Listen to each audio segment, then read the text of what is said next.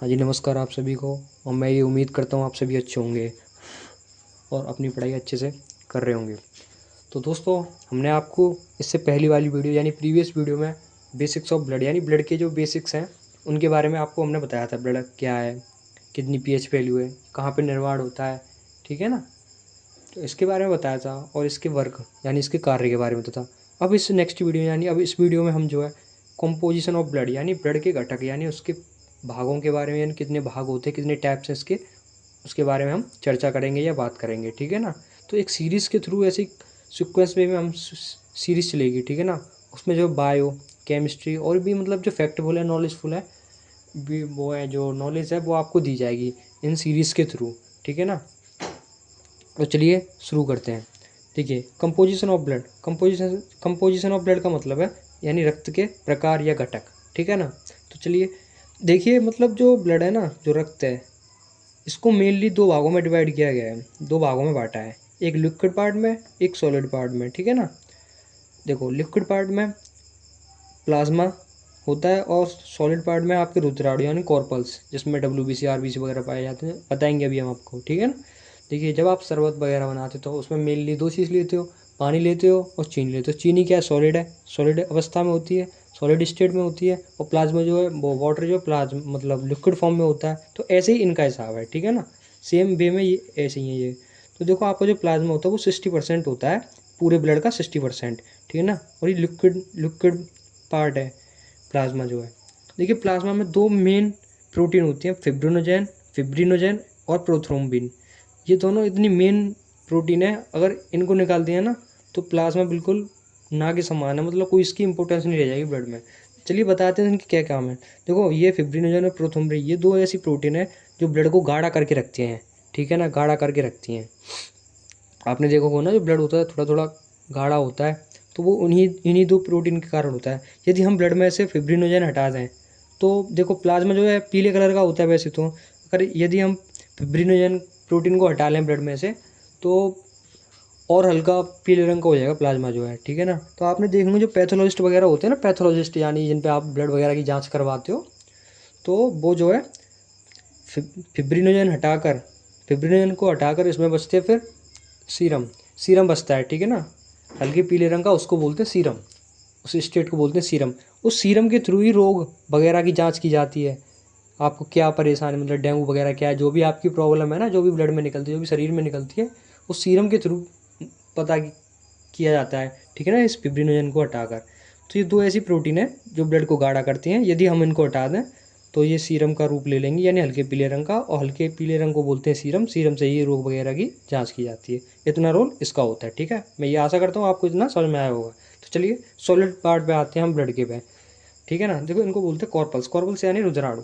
इनके मेनली तीन तीन पार्ट होते हैं, इसको भी यानी ये तीन पार्ट्स में डिवाइड किया गया है। और ये ब्लड का 40% भाग होता है, ठीक है ना, आपको दिख रहा होगा 40% भाग होता है, ठीक है ना। पहला होता है RBC, दूसरा होता है WBC और तीसरा होता है प्लेटलेट्स, ठीक है ना। RBC, आप सभी ये जानते होंगे कि RBC की मतलब पूर्ण रूप क्या है, फुल फॉर्म क्या है। RBC यानी रेड ब्लड सेल्स, यानी लाल रक्त कणिका या कोशिकाएं, ठीक है ना। तो इनका जो टेक्निकल या बायोलॉजिकल नेम है या साइंटिफिक नेम है, इनको बोलते हैं इरिथ्रोसाइट, ठीक है ना, इरिथ्रोसाइट। देखिए, इनकी जो मात्रा होती है ना, नॉर्मल बता रहा हूँ आपको, 50 लाख होती है। 50 लाख बोले तो आप 5 मिलियन, ठीक है ना, 5 मिलियन ऐसे लिख सकते हो एक यूनिट में, मिलियन में, ठीक है ना। इनका जो जीवन काल होता है वो 120 दिन का होता है, RBC का, ठीक है ना। इतना समझ में आया। RBC का टेक्निकल या बायोलॉजिकल नेम इरिथ्रोसाइट, मात्रा 50 लाख या 5 मिलियन, जीवन काल 120 दिन, ठीक है ना। अब यहाँ पे लिख रहा है जीवन काल 120 दिन। अब इनके मतलब ये सर्वाइव यानी लाइफ सर्वाइविंग डेट है, यानी ये इतने इतने अभी मतलब ये इनकी ड्यूरेशन है, 120 दिन तक जीवित रहती हैं। अब 120 दिन के बाद एक्चुअल में इनका होता क्या है भाई, मर जाती होंगी तो ये उसमें तो नहीं रह सकती। देखिए, हमारे जो पेट है, ठीक है ना, पेट के मतलब लेफ्ट साइड में इसको बोलते हैं एब्डोमिनल कैविटी, ठीक है, एब्डोमिनल कैविटी यानी उदर गुहा, ठीक है ना। उदर गुहा में लेफ्ट साइड में एक होता है स्प्लीन। स्प्लीन यानी तिल्ली, तिल्ली तिल्ली जैसे आकार की होती है, ठीक है ना, तिल्ली बोलते हैं इसको। उसमें जो है ब्लड का स्टोर, ब्लड जो स्टोर भी रहता है, और ग्रेव यार्ड भी कहा जाता है, यानी ग्रेव यार्ड का मतलब कब्रिस्तान। यहाँ पे जो 120 दिन के मरने के बाद ये सारी सारी जो ब्लड्स मतलब जो RBC होती हैं, ये उसी में चली जाती हैं, ठीक है ना। यहाँ पे इनका डिकम्पोजिशन हो जाता है पूरी तरह से, ठीक है ना।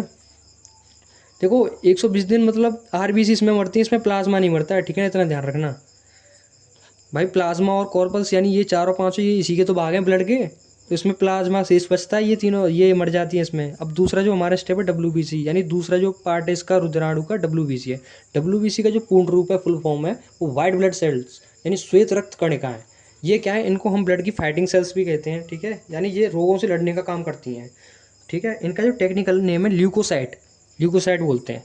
आपने एक कैंसर का नेम पढ़ा होगा, ल्यूकोमिया, ल्यूकोमिया यानी ब्लड कैंसर बोलते हैं उसको, ल्यूकोमिया, ठीक है ना। तो ल्यूकोसाइट्स वही है ल्यूकोमिया। देखिए कैंसर क्या है, कैंसर क्या है, कोशिकाओं का असीमित विभाजन, ठीक है। तो unlimited cell division of cell is called मतलब कैंसर, ठीक है ना।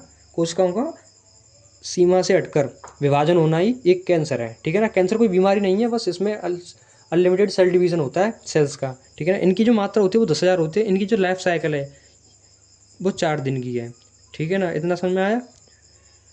अब आपने कहा 4 दिन के बाद फिर इनका क्या होता है, इनका भाई डिकम्पोजिशन होता होगा 4 दिन के बाद, ये भी तो कहीं मरती होंगी। तो देखिए सेल का एक मेन कंपोनेंट होता है, कि भाग होता है, एक मुख्य भाग होता है, उसको हम बोलते हैं लाइसोसोम। लाइसोसोम मतलब सुसाइड बैग, जैसे आत्महत्या की थैली भी कहते हैं। तो वो इनका डिकम्पोजिशन कर लेता है, ठीक है ना। जैसे यहाँ पे स्प्लीन कर रहा था आरबीसी का, स्प्लीन यानी तिल्ली, तिल्ली जैसे मतलब तिल्ली वगैरह जो भी है, स्प्लीन के बारे में बताया था। तो ऐसी इनकी जो मतलब 4 दिन के बाद जहाँ पे इनका डिकम्पोजिशन होता है, इनका जो कब्रिस्तान है आप एक तरह से लाइसोसोम बोल सकते हो, ठीक है ना। यहाँ पे इनका स्प्लीन था, इतना समझ में आया। अब तीसरा आता है thrombocyte. Thrombocyte is the technical name of platelets, यानी प्लेटलेट्स का जो बायोलॉजिकल नेम है वो थ्रम्बोसाइट है, ठीक है। मेरे कहने का मतलब ये है, जो प्लेटलेट्स होती हैं, ठीक है, जिनको हम हिंदी में बिम्बाणु बोलते हैं, बिम्बाणु, ठीक है ना। इनका जो बायोलॉजिकल नेम है वो थ्रम्बोसाइट है, ठीक है। बायोलॉजिकल टेक्निकल साइंटिफिक ये नेम है, ठीक है ना। वो थोड़ा लिखने में थोड़ा मिस अंडरस्टैंड हुई है और कुछ नहीं, मिसप्रिंट हो गया बस। इनकी जो क्वांटिटी होती है, जो मात्रा होती है, वो 2 लाख होती है, 2 लाख यानी 2 लाख होती है, ठीक है ना। और इनकी जो लाइफ साइकिल होती है, मतलब जो जीवन अवधि होती है, वो 7 दिन की होती है। तो इसका भी जो है डिकम्पोजिशन कौन करता है, लाइसोसोम, जिसको आत्महत्या की थैली कहते हैं। हम आपको जब सेल की सीरीज स्टार्ट करेंगे ना उसमें बताएंगे। अभी हम यहाँ पे ब्लड पढ़ रहे हैं, तो आप बस इतना ध्यान रखिए, ठीक है ना। तो मैं ये उम्मीद करता हूँ आपको समझ में आया होगा जो भी मैं समझा रहा हूँ। तो और भी जो नॉलेज है ब्लड से related, blood of circulation, blood क्या है, जो भी मतलब शेष रह गया है, जो भी रिमेन है ब्लड से रिलेटेड, तो उसको हम एक सीरीज़ के थ्रू, ऐसी सीरीज़ चलाएंगे, छोटा छोटा कॉन्सेप्ट के थ्रू हम आपको पूरी इन्फॉर्मेशन इन वीडियोस के थ्रू देंगे, ठीक है ना। थोड़ा पढ़ो, कॉन्सेप्चुअल पढ़ो और क्लैरिटी के साथ पढ़ो बस, ठीक है ना। कोई ज़्यादा वो नहीं है वो करने की इतना पढ़ो फलाना, कोई कुछ नहीं, कम पढ़ो, क्लैरिटी पढ़ो, कंसेप्चुअल पढ़ो, ठीक है ना। चलिए, thank you and have a nice day. और मैं ये उम्मीद करता हूँ आपको वीडियो पसंद आई होगी। अगर पसंद आई तो लाइक करें एंड शेयर करें, ठीक है ना।